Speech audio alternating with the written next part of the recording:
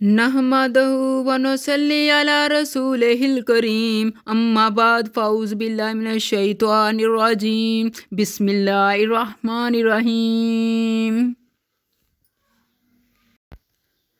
السلام علیکم ورحمۃ اللہ وبرکاتہ۔ اسلامی فرائض میں روزے کا بیان۔ آج ہم جس موضوع پر بات کریں گے اس کا عنوان ہے اسلامی فرائض میں روزے کا بیان۔ مانگ لو گڑ گڑا کر خدا سے ابھی مغفرت سستی ہے، مانگ لو گڑ گڑا کر خدا سے ابھی مغفرت سستی ہے، کہتے ہیں کہ رمضان میں رب کی رحمت برستی ہے، کہتے ہیں کہ رمضان میں رب کی رحمت برستی ہے۔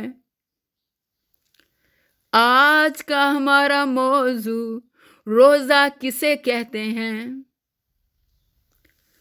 صبح صادق سے غروب آفتاب تک نیت کے ساتھ کھانے پینے اور نفسانی خواہش پوری کرنے کو چھوڑ دینے کا نام روزہ ہے۔ روزے کو صوم اور سیام اور روزہ کھولنے کو افطار کہتے ہیں۔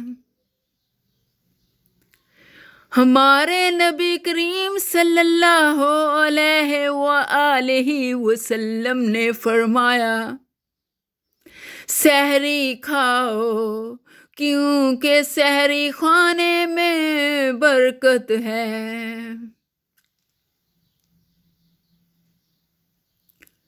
یقیناً اللہ اور اس کے فرشتے سحری کھانے والوں پر درود بھیجتے ہیں۔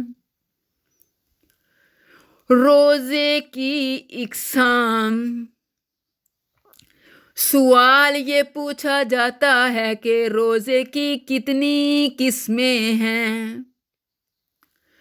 روزے کی 8 قسمیں ہیں۔